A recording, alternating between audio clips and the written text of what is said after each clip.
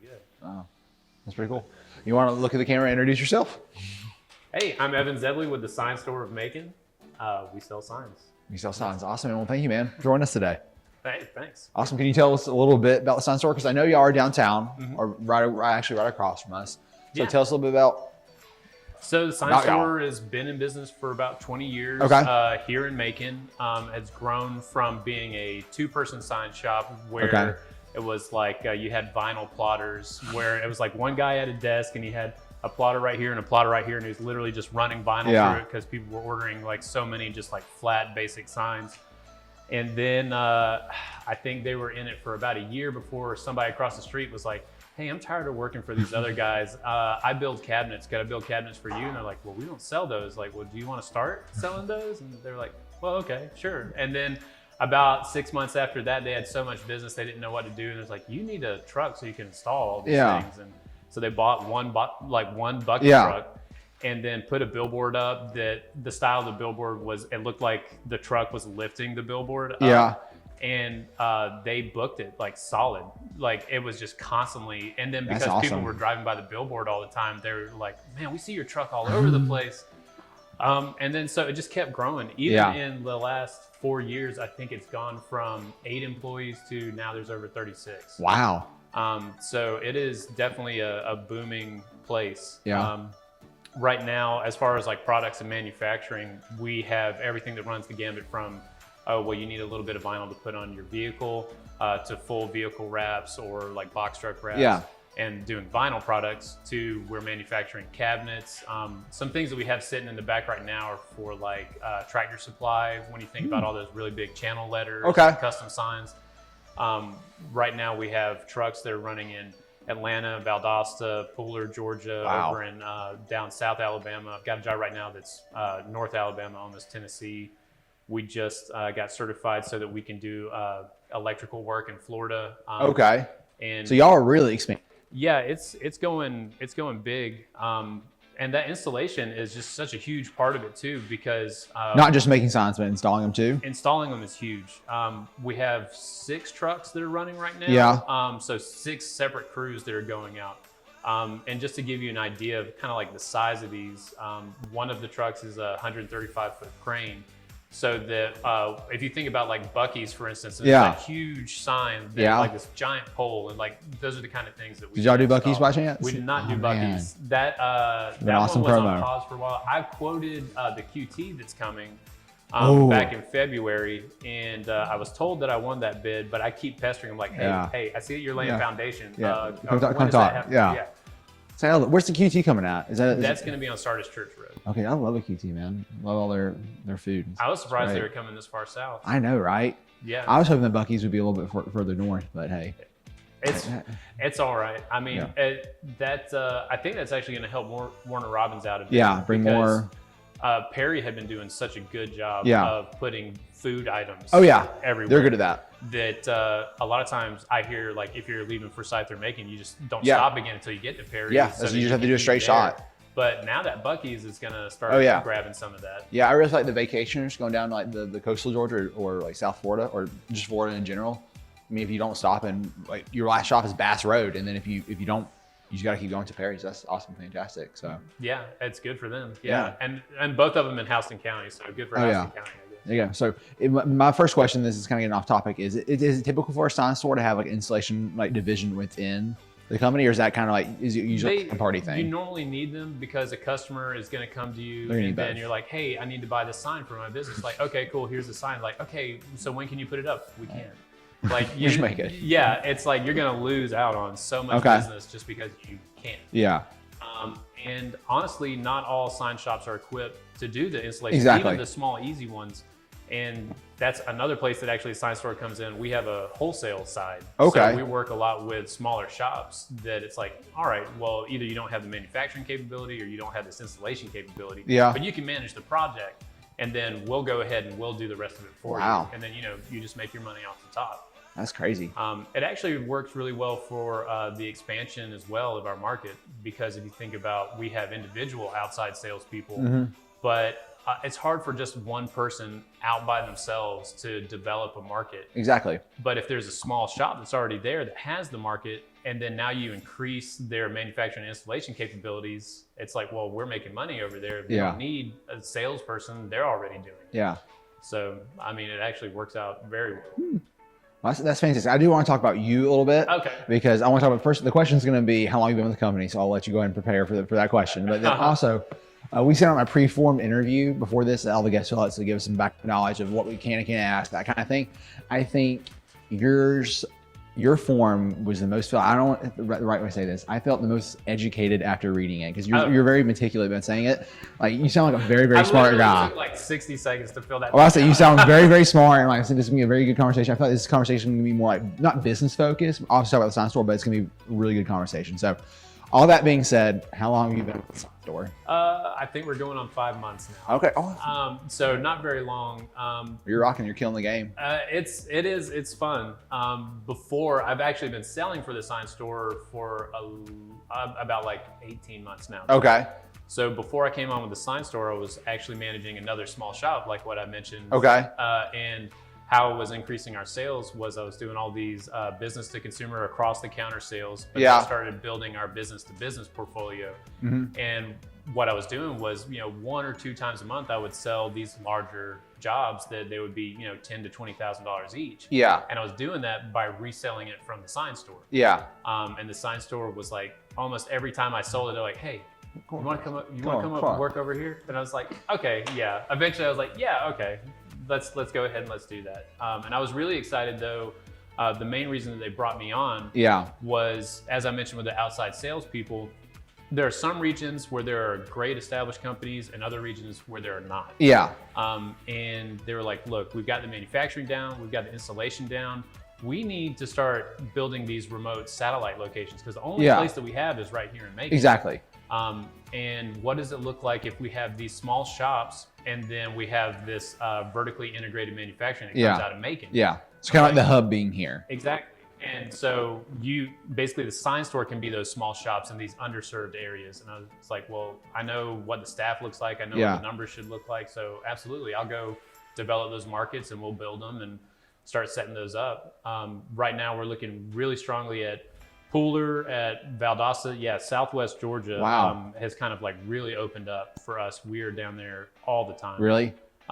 Florida, we are almost sure that's going to explode. That's crazy. We were looking really strongly at like Henry County up around like McDonough. That was actually one of the first stores we wanted to set up. But it's like month by month this year, 2020, it's like everything keeps changing so much.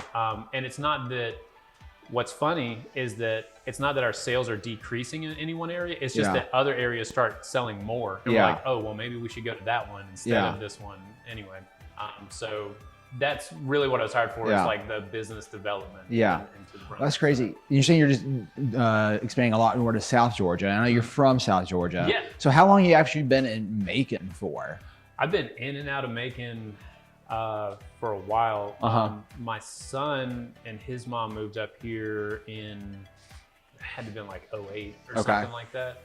So I'd always been in and out. And then eventually I was working at that time, completely different industry. I was sales for an industrial boiler manufacturer. Industrial boiler. Yes. Okay. So that's a hard product to sell. Well, it's not that. It's like if you need a boiler, then you need a boiler. Yeah. So if you don't.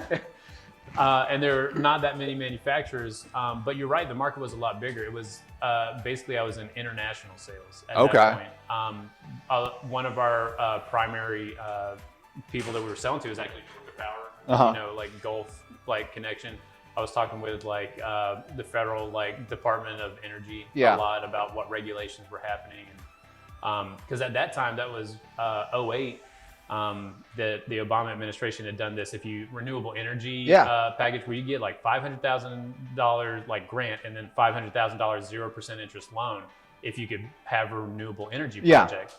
And I was selling boilers that they ran off of biomass, so basically cut down trees and stuff. And it was like, well, that was considered renewable. So I was like, then it was my job to explain to every county here's how you get your money and here's how you buy one of our boilers. But I learned a whole lot from that. That was where I learned, when you sit down at the table with all the bigwigs, and then you're like, okay, this project is going to cost about like 8 million. And then they're like, we can't do that. What about 6 million? I was like, well, my welders got to eat. So yeah, I'm sorry. Man, that's got to make you a great salesman right there. it was, I didn't realize at the time about how much I learned from that experience. But anyway, eventually I was like, look, I'm tired of being away from my kid. I was working out of South Georgia. And so I just took whatever job I could get up here, and I managed restaurants, like margaritas restaurants around here. Okay. How long did you do that for? I think about 3 years. Any specific location or all locations? One of the main locations was on Mercer Village. Okay. And it's Carter's favorite place to have lunch. So it was back when Natalie had Fountain of Juice over there. Yeah. It was before Z-Beans took over, still Jittery Joe's. And it was when that corridor really just started. In fact, I remember when Mercer was taking the historic buildings, they couldn't demolish them, so they had to lift them up and move them. And that was like there at the same time. I don't think the lofts were even built yet. I don't think so.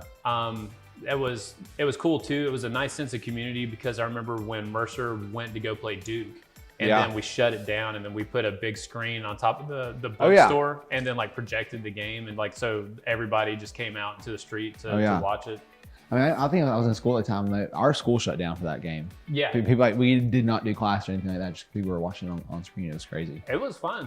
But then I decided, you know what? I want to get out of restaurants. Yeah. And I had been kind of dabbling around with graphic design. Yeah. And so I took a job. This is all post boiler sales, right? Yes. Okay. Yes. There's like, I've done too many things. Yeah. My resume is all over the place. Jack of all trades. Well, yeah, master of none. Yeah. We'll see. We'll get into that. Yes.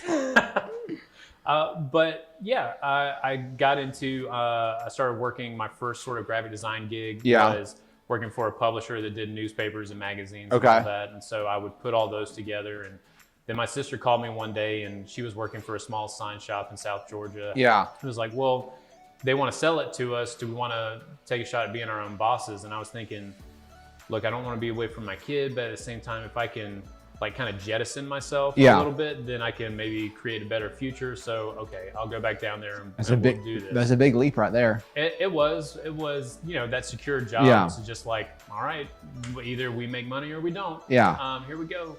And yeah, it was a huge learning experience. Number one, I'd never made any sign ever. Yeah. And definitely had to run a business. It was the typical, like, you know, as an employee somewhere, you're like, man, if I would do so good. And then you get down there and you're like, what is happening? You're right. I have no idea what I'm doing. It's like, I can't sleep because there's like, I'm done with work for the day. And now I got to worry about like all my overhead. I got to worry about all the bills, the account receivables, account payable, like all the stuff. You brought back to accounting 101 when you said that. Accounts payable, accounts receivable. Yeah. So, I mean, I learned a whole lot. And actually I was talking a little bit earlier about with the sales stuff. Yeah. I never really liked sales. I didn't really. Yeah, but when I was, you know, owner of the business, I was like, it's just such a key part. Like I need to respect it and learn it and understand it. Yeah. And so as that progressed, eventually, why I left down there was it was just a family thing. So it was a family business, and I realized I was like, look, I love my family, but not for working with. So I'm gonna move on. Yeah. Came back up here to Macon because I found an opportunity. I was like, okay, cool. Yeah. Back around and the opportunity was with the sign company up here as well. Mm-hmm. How do you? I want to go back to the graphic design for a second. Just a quick question. How do you get into graphic design? All right. So I feel like it's a very technical skill. Like you have to do a not training, but like you had to like do a lot of it. It was like it's not something you just hop into after boiler sales. So it was while I was working at the boiler company, actually, that I started taking this extra time to figure out how to do graphics. The reason was a really close friend of mine that he's pretty much like my brother, but we're not related. Yeah. He was getting into the tech industry. Now he's been very successful. He's like top level engineer for T-Mobile. He's like one of those guys that there's only like 10 of them in the world kind of thing. Yeah. But way back then, he was like, hey, I want to learn how to host websites. Can you make a website and build traffic to it so I can see how to manage it? Yeah. I was like, okay, yeah, I can do that. And I wanted to learn how to build websites. Yeah. So, I was like, so you hadn't built a website prior to this? Mm-hmm. Okay. And that was far enough back that was when Twitter first started. Okay. Like there was no such thing as social networking. Yeah. Like that didn't exist. Like Facebook was around, but it was back, I don't know if you remember this or used it back then, but it was where you would make a post and it always had your name in front. So your post would always be like, is having a cup of coffee. Oh yeah, I remember that. So it's like Evan Zebley is having a cup of coffee. And it's like, and so when Facebook reminds you, hey, remember 10 years ago? Like, nope, delete that. Nope. Take that off the list. Take it off. So Twitter started and I was like, hey, this is a really good way I can connect with other people and then build traffic to the site. But I was interested in graphic design, so I started following artists and seeing what they were doing. I would watch their tutorials and I would try to duplicate what they were doing. And I kind of learned piece by piece by kind of imitating what they were doing. And then what really motivated me to really go all the way into it later was that I made two really strong connections. One was with the guy that he was the director of all online marketing for Marvel at the time. That's a pretty strong connection to have. Well, I mean, Marvel being back, the Marvel back then, not the Marvel now. Yeah, not Disney Marvel. Not Disney Marvel. But still, yeah, it was Marvel. And then the other was the organization that publishes magazines, including like Popular Science. Okay. And Popular Science was still a pretty big brand back then. And I ended up sort of headhunting because the website I built was a blog, and I was like I would feature these artists. I was like, hey, this is the artist I was checking out. And so they were like, hey, we're looking for somebody that's a colorist for this. Do you happen to know somebody? I'm like, yeah, you should look at this guy that does that style. Yeah. And then eventually that turned into like, well, can you make something for us? And I was like, I've never done anything professional graphic design ever. Are you sure? Like, I'm going to need you to like baby step me like through this. I'm going to submit it to you. You tell me. A lot of feedback. Yeah. And they were like, absolutely, we'll do that. And I got to tell you, that first check that I got, I was like, oh, I'm going to do this. There you go. I was amazed. I've never been paid that well since though. Yeah. For graphic design. That was great. I got to tell you, like, if you that was your first project? The first project I ever had, I was published in Popular Science magazine. Wow. And it was their end of the year issue where it's like, let's look back and we have like these 20 something categories of who was the best and whatever. Yeah. And so my job was to come up with the icons for each one of those categories and like what is a visual representation of those categories. Yeah. Anybody could like just look at it and be like, oh yeah, that. Wow. And so it was my first introduction to it. Yeah. And at the same time though, back when Twitter first started, I didn't realize that doing the social media management, which again, nobody knew. Yeah, it's not what it is today. Yeah, that label back then, I remember people like, that is a ridiculous name. That is never going to catch on. Yeah, here we are. Right. So since I had that blog, I was also reviewing things, and I got invited a lot to like go to different people's companies, especially video games. And they would like, hey, we're a studio up in Atlanta and Alpharetta High Res. Yeah. Like, will you come and look and also talk about things like, how did you build such a big following? I was like, I don't know what you're talking about. So you're writing a blog at this point that time too? Right. So the website you built a website, and that website turned into a blog? Yeah, it turned into a blog, and I was mostly reviewing things, and companies would just start sending me stuff. Like, I wouldn't even know where it came from. I would just like walk outside and there'd be like this box of like, I don't know, like a DeLorean 121 scale. And I'm like, where did this even come from? And what they wanted was for me to like write about it. And so I would have to get back on Twitter. It was like, hey, so got this cool thing. Who sent this? What do you want from me? Yeah.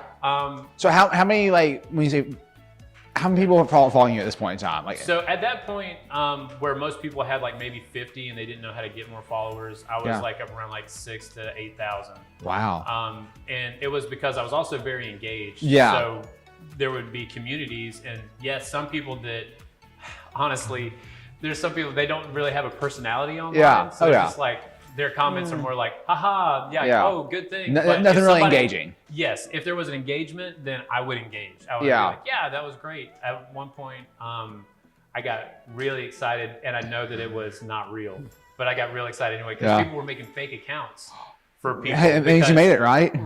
Well, yeah, because people weren't, like, not everybody was on board with Twitter. Yeah. And I got really excited that there was this Dave Grohl account.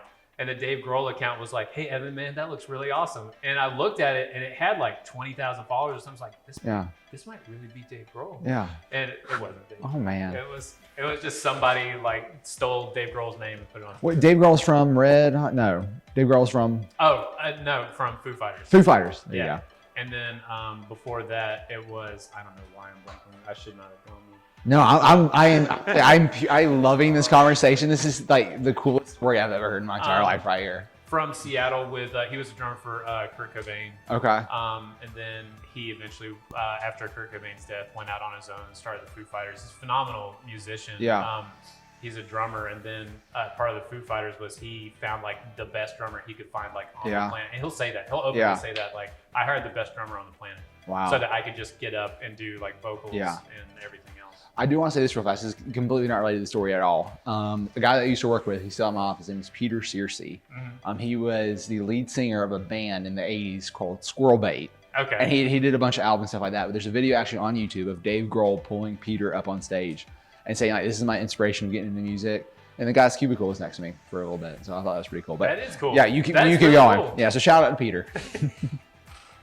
But anyway, I don't know where we are at it's at okay. this point. But so social media, and then figuring out, I learned a lot about how that marketing works. And also that was a good introduction to, I didn't need to know somebody at another company to just make an introduction and say, like, hey, I really like your product. I think it's cool. And I would love to take a tour sometime. And then they'll be like, yeah, you should do that. Come on and look at it.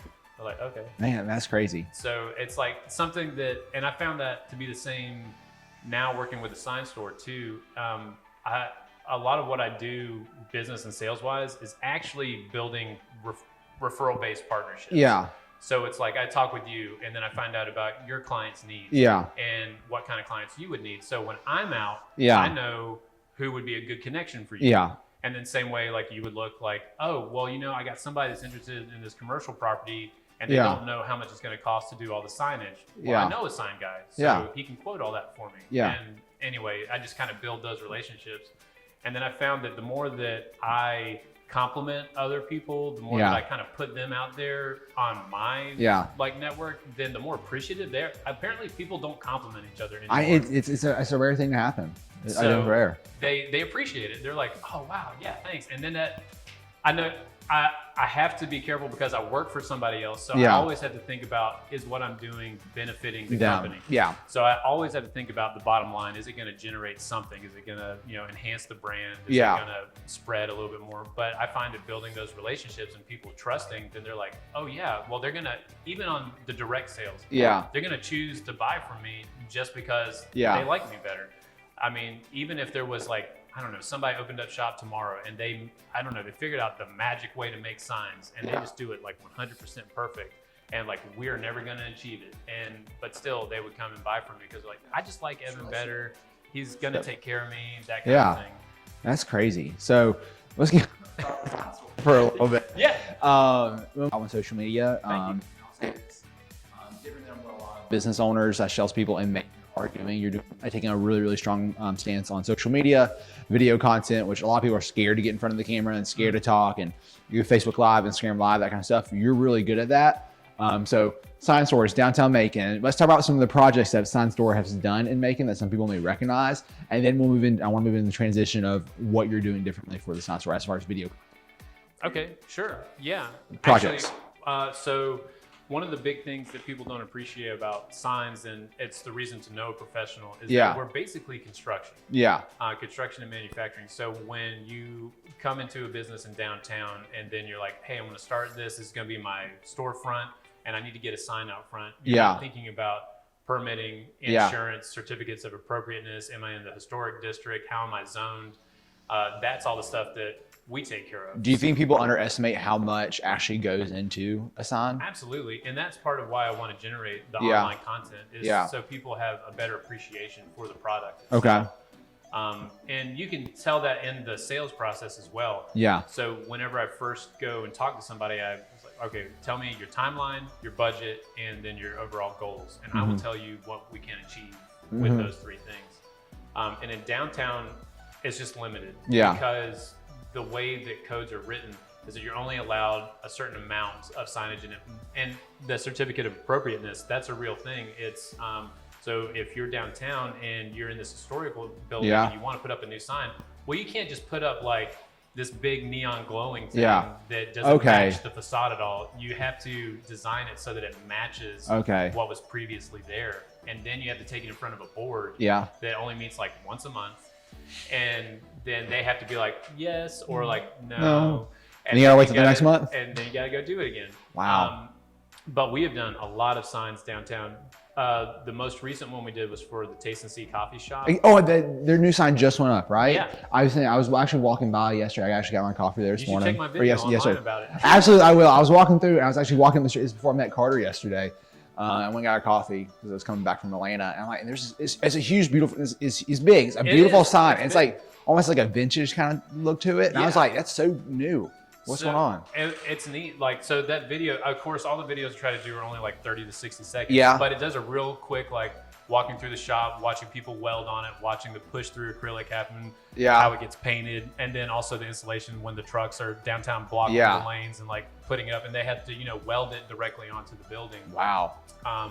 So, I mean, that's like the construction part of who we are and what we do. That's crazy. And so it comes into like that permitting, like, okay, what's going to be approved to be put down there? And then we'll navigate all that legalese stuff so that you as the business owner, you're okay. Yeah. Like, the city's not going to come back later and be like, hey, you bought this thing and now you need to take it down. Yeah. The other big project that we have going on right now for this Christmas time was put on by Newtown Macon and a lot of other people, but it's the Main Street Christmas Light Extravaganza. Exactly. Which is a really long name that I've practiced a million times to be able to say. I say on camera. So just for people who don't know, it's Poplar, isn't it? It's Poplar Street? Or yeah, Poplar, and then a little bit over on the 3rd, I think. Yeah, but is in that median middle area, and a lot of people are gonna take holiday photos there. Oh yeah, everyone does. Absolutely. That's the main thing. And I didn't know until I did this project that all of those blocks are actually technically separate parks. Really? So they're all public parks, but then they're all separate public parks. Okay. I didn't know that until I called 811, and I was like, look, for this project, we're going to be digging, and I need to know where. I need to know where the gas, where the sewage, where the water, where the electrical, where AT&T, Hargrave. I need to know where everything is, so we're not hitting it. Yeah. And then so I get this call Monday morning. It's like, hey, we're all here, Mr. Zebley, can you come meet us? And then so it's like me and 10 people. Like, all right, where can stuff go? But yeah, that project has been getting so big year after year with the lights downtown and attracting so many people that Macon decided to invest on, well, let's build an infrastructure so that we can have sponsor signage. Exactly. So what we did was we built these kind of receptacles in the ground. Okay. So all those big, like 20-foot tall banner signs that are up there, they're actually temporary. So when everything is done in January, we're actually just going to lift those out of the ground, put a top on our receptacles, and then it'll be ready again for like next event. Because I would really like to use those for other downtown events. Exactly. That happen. The same way with the other signage that it's kind of lower to the ground, we were trying to figure out, okay, how can we have these without digging holes and without people knocking them over? Yeah. So what we did was we bought these and just cut apart these like giant, super thick pieces of steel on the foot. So like we just put them down on those feet, and like you definitely can't lift those things. They're insanely heavy. And then we parked 2 mobile LED message centers. Yeah. So if you've seen them, it's like the digital billboards that you see on the roads. Like the ones that are on the back of the truck, or? Well, yeah. So the giant billboards that you see that it's like rotating images, like we make those. Yeah. That's one of our products. Wow. And we have those actually mobile in trailers right now in downtown Macon. So if you are ever wondering, what do those things look like, or whatever, like go up close and look at it. But we've got, so that way we can rotate all the sponsors, everybody gets a chance to be seen, that sort of thing. Of course, some more important sponsors are being, focused more than others. Oh yeah. But that's what they paid for. Wow. Yeah. So yeah, with, oh gosh, I'm trying to remember the name now. That's really bad. It was at Northway Church. Yeah. Yeah. So they got like the biggest banners down there and like the most time for sure on those. Oh yeah. And that was my first time programming those things. Really? They're super easy to program. Man, you just jump into every little thing, don't you? Well, I wanted to learn it anyway because like if you bought one, you would need to know how to program it so that you could change whatever you wanted to display. And it's actually very, very easy. Really? Yeah. Wow. So those things, they're awesome. We put up one on South Houston Lake Road recently for Coldwell Banker. Yeah. And it's just this huge revenue stream that's there because it's great not just for showing your own information, but if you get it zoned properly or you permit it properly, you can actually sell advertisements on that sign. And if you ever look at the rates that those people charge, like you're gonna make the money back on that sign within 2 years. Wow. and then it's just like profit. And you're still under warranty. I'm selling to you. No, it's okay. We got business owners watching, so we're about hopping that after this conversation. We got business owners watching, so I mean, keep going. Parts and warranty, parts and labor warranty for 7 years on those things. So it's like you're not left twisting in the wind. If the color looks wrong, if something goes out, whatever, you're covered. We just come out and fix it. That's all there is to it. Wow. And 7 years, especially if you're selling ads on that, you've definitely made your money back 2 or 3 times by then. Wow. We have some customers that when they set up business parks, they will not buy the property for the business park unless they know they can put an LED message center there. Because if they can only put up traditional lit cabinets, that's fine. But they're like, no, I want to have the message centers so that I can build the businesses that are there. Yeah. So that's something that we see around the state. Actually. Wow, that's crazy. So transition just a little bit. Yes. We do have a lot of business owners watching this. So we reach out to the downtown Macon business owners, everyone like that. If you need a sign, so let's talk about signs for a second. There's a downtown business, whether it's one of the storefronts downtown or a realtor needing like signs like that. Like, let's talk about that. I know it's not a direction. We do all those things. I would say that I really like talking to new businesses or businesses that are in a transition, because if you're in business development, you know a lot of times that there's a lot more variables to owning and running a business than what some people think. Exactly. People don't always account for, well, how much is insurance? What's my overhead on employees? Things like that. They definitely do not consider how much does a sign cost. Oh yeah. So they're like, oh yeah, I just want this kind of sign. What's that, like $200? Like, no, that one that you're talking about is more like 6,000. You know, it's like you need to know when you're going in. The same way that you need to know how much does it cost for a build out and where you're going. You need to know how much does a sign cost. Yeah. You need to know your budget. So I really like the opportunity to talk to people when they're thinking about that, and then helping them come up with a good solution that works for the budget that they have. Okay. So that works downtown just like it works anywhere else. So what's the customer experience like coming in the sign store? Someone walks in the sign store, it's a business owner, they're in development, they're in transition, they need a sign, they come to you. What can they expect from the sign store? So as soon as they walk in the sign store, what they're going to see is a couple TVs that are kind of rotating through some of our projects that we do, which of course is going to focus on some of our larger projects. But they're also going to be met by this custom built desk that has bent aluminum standoffs, thick acrylic, and it's got masonry work done around it. And they don't know it at the time when they walk in, but we built that. That is something that we do. Yeah, so it's probably important for y'all to have a nice sign, right? Right. So, and yeah, there is actually a really nice sign in there too that's like custom fabricated, painted, pushed through acrylic, all that stuff. So people can see like, oh, it's real easy without being in the business that you just kind of like, oh, well, they got that from somewhere. Like, no, we're the sign store. We make it. We made all this That's what stuff. we do. And then walking in, if you look to your left, when you walk in, you'll see what is our vinyl department. Which is the typical signage that you might think of. So for those kind of like advertisements you put on yard signs, that's a very typical. We're going to have a flat piece of material. We're going to put a printed graphic on it. All of that happens in that department. Yeah. That department also helps us with the bigger signs. Yeah, and that's going to be like the bank signs and like big projects. So yeah, like Taste and See is a real good example that all of the metal on it is painted. But the push through acrylic, if we want that colored, we actually use specific types of vinyl to put on there. And it's because we know very well how many years it's rated for, how it's going to appear once it's backlit, that sort of thing. And that comes from the manufacturer relationship that we get nice warranties and guarantees and that sort of thing. So we know it's going to be exactly the way we want it to. Do y'all do the design as well? Yes. Wow. And that's actually, I'm really glad that we just hired a phenomenal graphic designer who has a lot of experience, not just in doing graphic design, but also doing production design.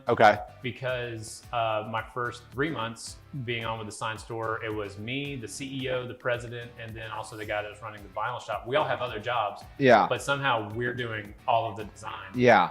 And it was just getting in the way of doing the rest of our job. So now we've got full-time awesome graphic designer that's all he does, and we're like, hey man, here you go. Here's your project.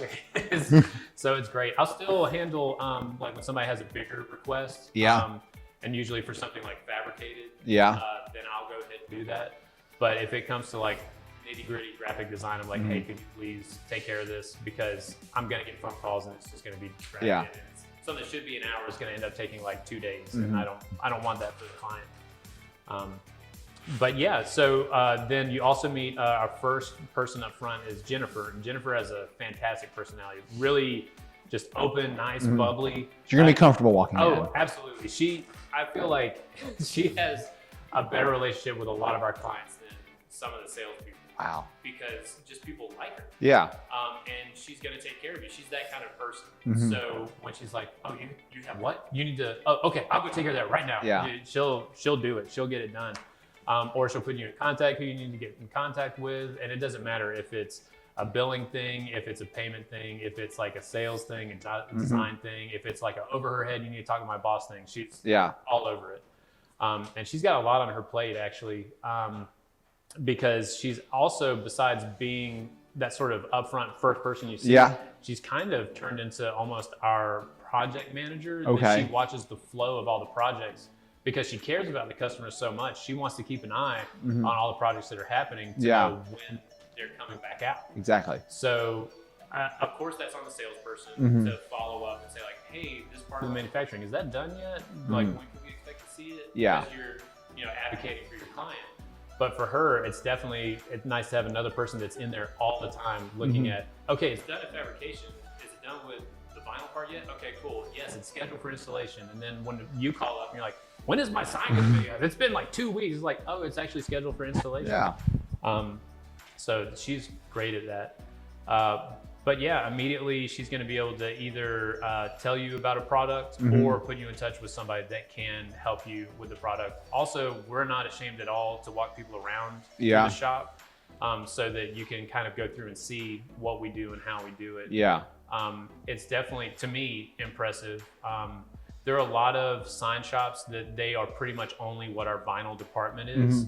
And which is not I'm not downing of course that. not. There's great profit and a great business is built off of that. But then when you start going and looking at the fabrication and the installation, that's where it's like, oh, okay, we're in like a totally different ball game. Yeah. And a big part of this too, and kind of selling to clients and giving consumers confidence is them seeing how big we are and that we still care at the same time. So we have all the capabilities that you need for your project to take care of it in-house. And then we also will be your in-house advocate. So we care about your project, we care about you, we care about your business. We understand how businesses work. We're not just thinking about, oh, I need to sell you a sign and then get out. Yeah. We're at the beginning, like, does this really work for your business? Is this going to be effective? Because I don't want to sell you what is a great product, but it's not a good fit. Exactly. So we're advocates for the sign store, but also for the customers. And that's the relationships we're trying to build. Well, that's absolutely crazy. So it really sounds like y'all care at the sign store. Really engaging. This is going to tie in the sign store being really engaging, that kind of thing. And also going back to your Twitter days, blog days. Yeah. You do something very different. We mentioned this before at the very beginning of the episodes. You do something different on social media. A lot of people do. And I think a lot more people should do. They should get on live. They should record their selfie videos and that kind of thing. So actually, the first time I saw you, I think it was like 2 weeks ago, and you're at Ace of Gray, I think. And you're doing a selfie video. I'm like, this is fantastic. Finally, people are getting in front of the camera and making these little videos. So going back to that, can you kind of explain why you started doing those little videos and that kind of thing? Sure. So one of the things that I was approached about with working at the sign store is creating a little bit more brand awareness. Okay. So I do that one person and multiple people at a time. So like we're talking one-on-one, but then also we have this camera here, so that gives me an opportunity to reach more people. Absolutely. Same way with the referral-based networking. Like if I walk into a Chamber of Commerce event, then I have the potential to talk with 50 people at a time. Well, you think about social media, that's your opportunity to talk with thousands of people at a time. Exactly. So it's important. And what I felt like with what we're doing is that people are interested. Even if they're never in the market to buy a sign, they're going to be interested in like, oh, that's how that's made? Yeah. Like, oh, I didn't realize like that was that big. You know, that kind of stuff. Just really impress people with what we do and how we do it. And then there's a couple goals that I have. So, and it's important, I think, for anybody that gets into social media to kind of look at what those marketing goals are. Yeah, you have the typical classical business side. Like, let's look at the numbers. You know, how many people are going to get exposed to, how many people are getting converted into actual leads, how many of those leads become sales. Yeah, and that is also like, people don't realize that you can get in front of 10,000 people and then that might be 2 sales. Or if it's the wrong 10,000 people, if you're not in front of the demographic you need, it's That's right. none. And then it's just like throwing money away. Yeah. But for me, I'm more focused right now on just making sure that I'm building the correct type of content that I want people to feel that we're creating quality product. That we care about what we're doing, that we have a lot of specialists that they care about each part of the job. Yeah. So it's not one person, like, again, jack of all trades. It's not me trying to design it, weld it, fabricate it, install it. It's like, no, we have people that's all they do is install. They know about installation. Well, we have welders, they've been welding for 20 plus years. They know all about that. You know, so we've got you covered every way. And the other thing is being that sort of spokesperson. That was where, we talked about that mustache. Oh yeah, I want to talk about the mustache too. That mustache actually, it helped a lot because it's like, yeah. Well, you kind of become this caricature of yourself. It's memorable. Having a mustache, like it's a hearty mustache. Like it's there. You can't miss it. So, and then now it's like, all I have to do is fall back on my hair. Yeah, you got to depend on your personality now. Yeah, the mustache is actually really great for masks as well. So like, hold on, like kind of grip. It would like hold it away from my face, like from my mouth. So like, I never had a people are always like, it's so hard to breathe in this mask. I was like, I don't know what you're talking about. I have zero issues. What, did you ever have a full beard, or it was always just a mustache? Yeah, that's where my mustache was hiding, was in the beard. And then so that was like more than a year ago.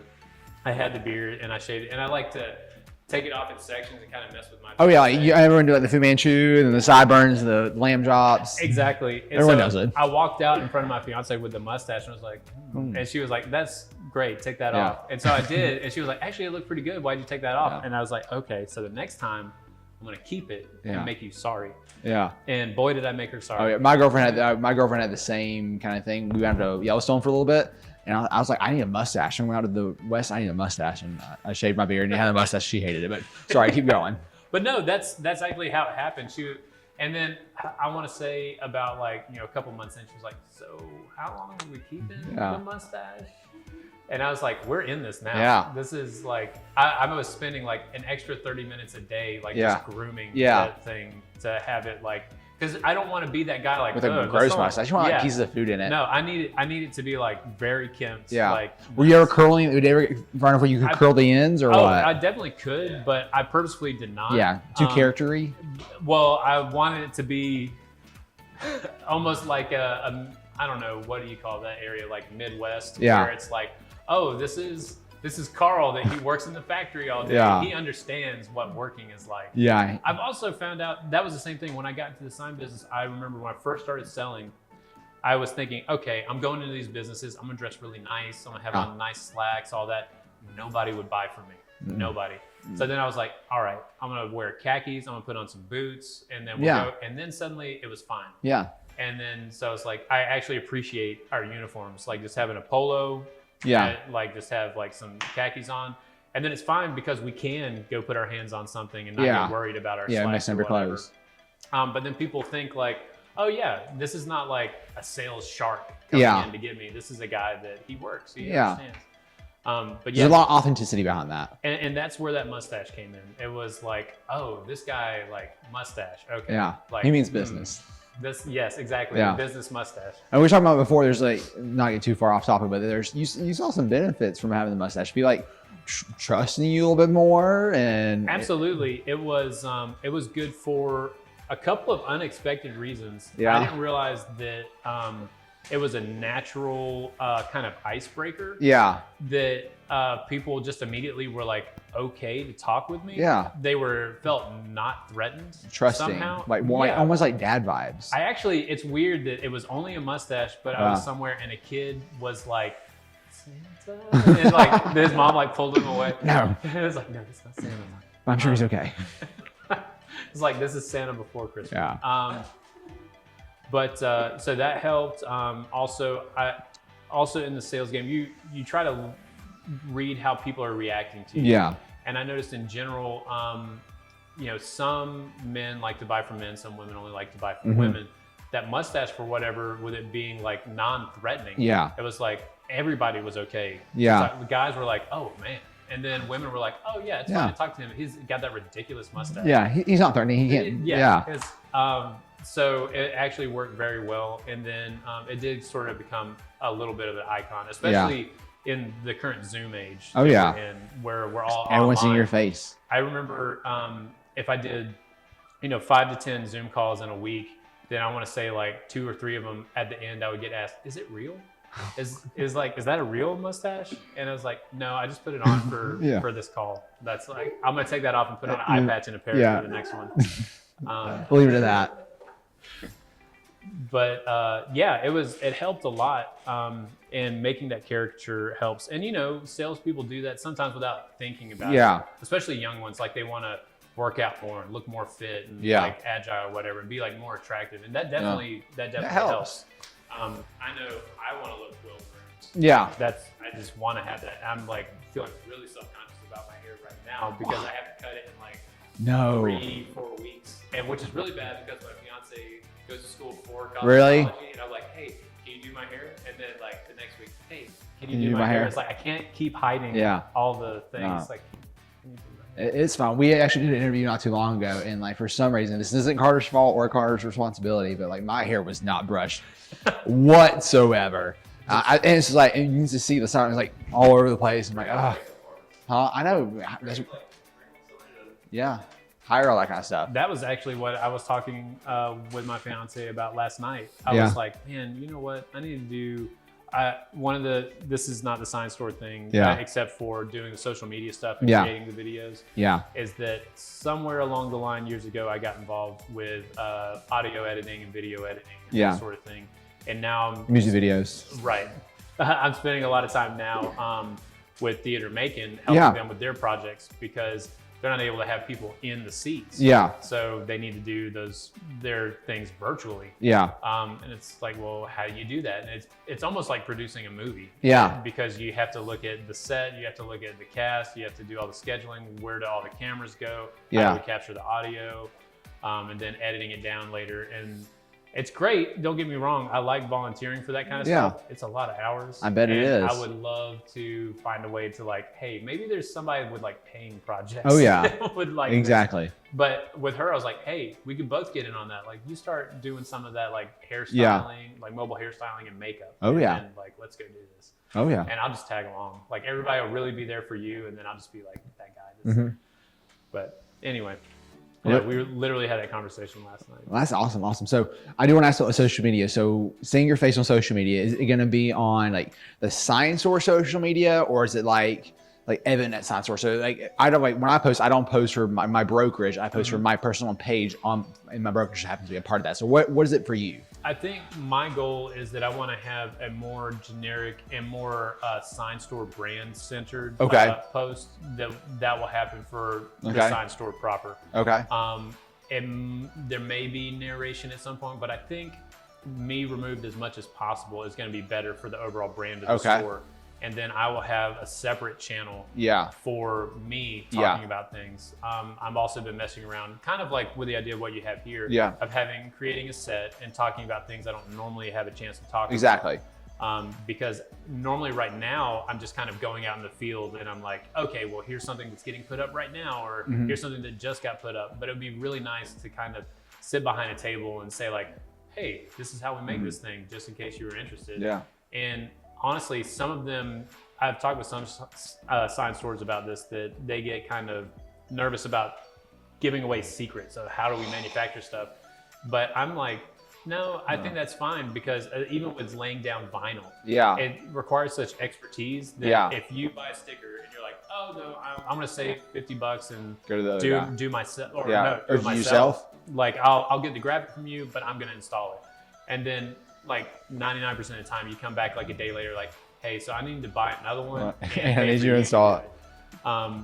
So I don't mind showing people. And actually the better you are at it and making it look effortless, like the better. They're going to come to you because you make it look effortless. Right.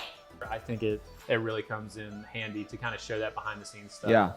And then the same way with the installation, you think about, well, I bought this sign, I paid so much for it. Can I just put it up myself, or can I pay like a handy guy to do it or whatever? Some of them, yes. Yeah. But some of the others, is like, no, you really need an expert to come in and know how to handle that.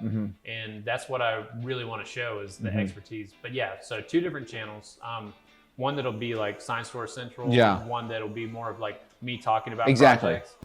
Because I don't get me wrong, I do want a spokesperson to be there for the sign store. Yeah. But I don't want people to confuse me with what the brand is. Yeah, exactly. It's 2 different things. Right. That's pretty crazy. So going back to this a little bit, I kind of lost track of my question, so I'm gonna get back on there. So for businesses, it really is about getting brand awareness, people seeing your business, seeing your name, seeing your logo, and really getting out on pretty much the internet and putting out content. It may not be the best content. You definitely want to put out quality content, but you can't be focused on quality too hard. So with that being said, I do want your opinion on this. For any of the business owners watching, what's some advice you could give, because you're really good at it, I'm going to give you that, of developing brand awareness, specifically social media? So looking at everything as a brand, come into the oversimplified concept that something is better than nothing. And that comes with talking to a lot of my friends that are in basically the tech side of everything. The way that people build things on the tech side typically is it's called like agile. So instead of the classic way that's like, well, I don't want to open my store until it's completely perfect. Yeah. Well, how many months is that going to take? How long before you start actually getting your business to do something? How long are you going to be setting it up? And how much is that going to cost? Versus the idea of how much before we can start selling product? Yeah. And then can we still make improvements after we're selling and generating income? So it's real important to look at it that way, that yes, you do want a certain standard. Exactly. But at the same time, it's better to have something out there than to have nothing. And some people, they get concerned about like, well, once it's on the internet, it's there forever. But in certain social media channels, you can totally delete those posts. We were talking about music earlier. Musicians do it all the time. When they're building their brand, you can't just suddenly, let me go look at this VHS tape from 1992 when they were like horrible. Yeah. Like, no, that's gone. Yeah. That's burned. Yeah. Like you can't find that anymore. No. So you can do the same thing. You can kind of talk about what you have going on. You can show pictures of what you have. People also appreciate seeing the behind the scenes, especially if you're building your business. They want to see the steps. They're like, oh, well, good for you. Yeah, that's awesome. What a great idea that you just build that set so that you can make everything look better for your brand. Yeah. Like good job on like being able to go to the next level. People like that. Exactly. And you can do that in photos. You can do it in just text. Yeah. You can do that through interacting with people on social media, and you can do it with videos. Yeah. And then what channels you're going into, and by that I mean, are you on Facebook, are you on Twitter, are you on LinkedIn? Where can they find? Where are you the most active? Facebook, Instagram, LinkedIn? So the 2 that I stay the most Twitch. on are stream on Twitch. The 2 that have the most relevance and connection to the market we're in are definitely Facebook and LinkedIn. Professionals and then the initial crowd. So a lot of the smaller businesses are going to be pretty much on Facebook only. A lot of community development people are on LinkedIn because they're professionals. Yeah. So that's like the professional network. Exactly. One of the first things a business does when business.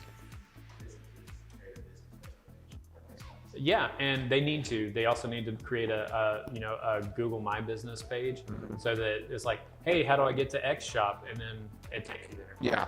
It's really important. And then now there's been some changes with Google and how those posts.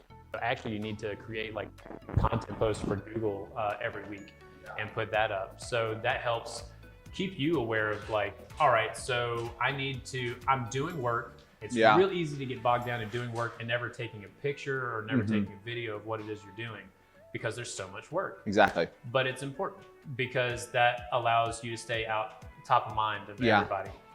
So if you're a coffee shop, then you want to be posting about what's your special today or what was your thing this week or what was this funny thing that happened at work, whatever. Yeah. And then just so that you're constantly out there. So if anybody's thinking about coffee, they're always thinking about you. Same thing for signs. I want it so that if anybody is ever thinking about signs, they're like, oh yeah, well, I know the sign store. Evidence sign store. So that's absolutely incredible. And I love how we're giving so many shout outs to businesses right now, but you're the king of it. You're really good at putting your face on social media. And I'm gonna ask you a question. The question is gonna be, should people be scared to get in front of the camera? But one thing is actually, I want to talk about Frankie's Boutique. The first people that we actually had on the show, Caitlin, their social media is really on point. So what she's always doing, and you can check, they always have so many stories up. And one thing she actually said, I'm not sure if it was on video or not, is they post on Instagram. So when you get on Instagram, you have the stories up top. And the most recent story postings come up and they're gonna be the first ones you see. So they're always posting on there. So when you get on your Instagram, you're gonna see Frankie's up there, and it's always some kind of selfie video of either her or one of her associates showing off outfits, talking about the buy one, get one free sale or something like that. All that being said, should people be nervous to grab their iPhone, flip it on, get in front of the camera and say, hey, this is Evan at Ace of Gray. Look at this awesome sign. Right, no, I don't think so. I will admit that I do takes. I don't always say it exactly the way I want to say it, especially not the first time. Yeah.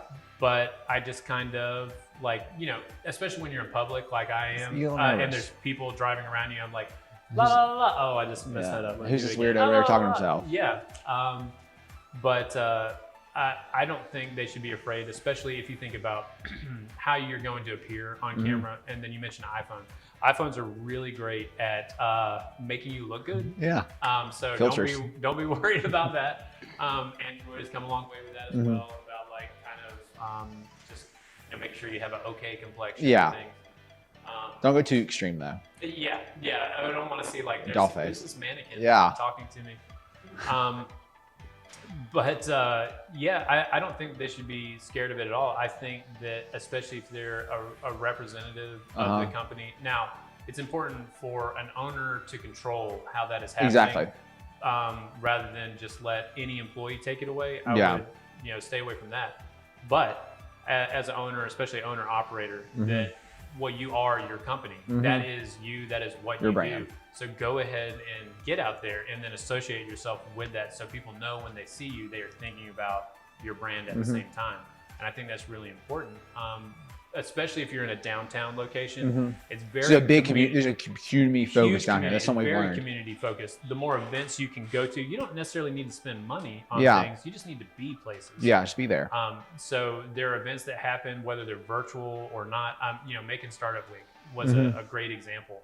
That as soon as I heard about it, I was like, I'm signing up for everything I can. Yeah, you're going to every single one.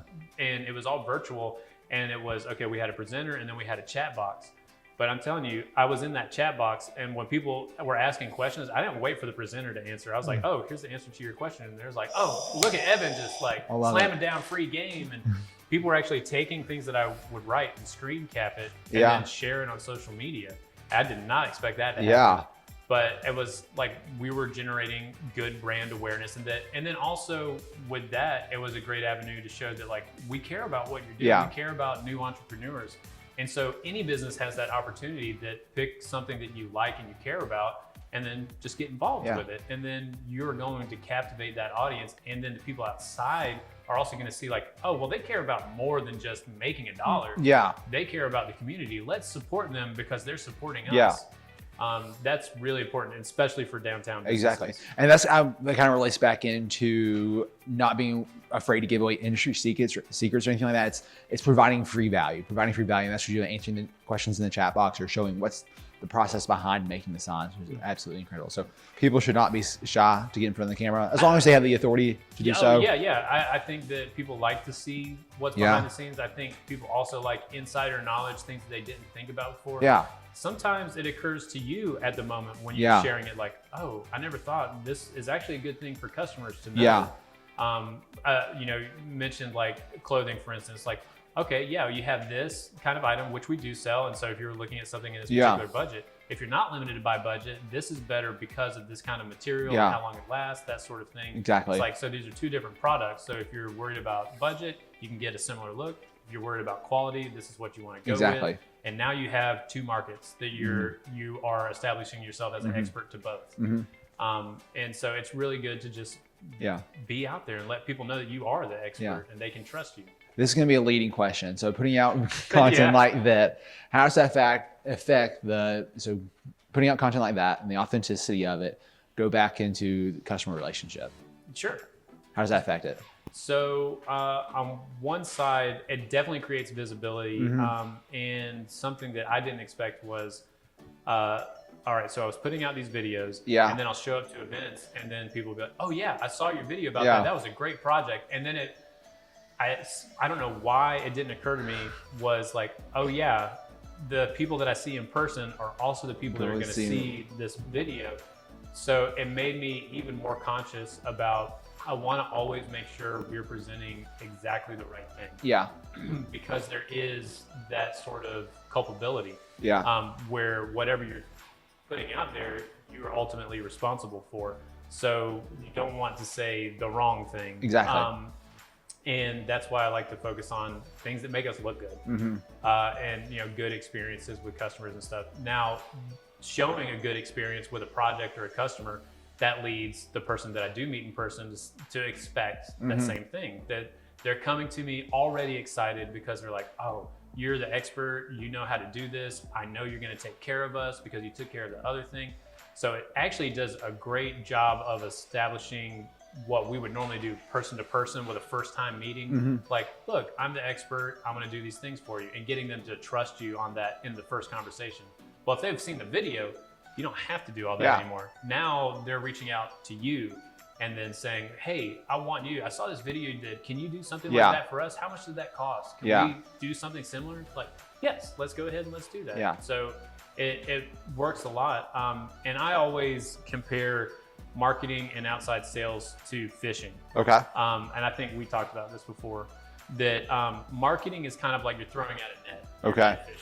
Yeah. You have different sizes. They have, they can be made for catching different kinds of fish, whatever. But basically, it's a net. Yeah. You don't know what you're going to get. You're just throwing it out there. But then outside sales, it's like I'm spear fishing. I'm looking at a specific You're picking someone out, and I'm getting it. So, but you can do both of those at the same time. Yeah. You can set up a trap or a net and let your marketing be going while the outside sales is happening. Yeah. And I find that it works very well. I just want to actually continue doing that. And once we start setting up these satellite locations, I think that's going to be even more important, because we're going to be developing multiple communities at the same time.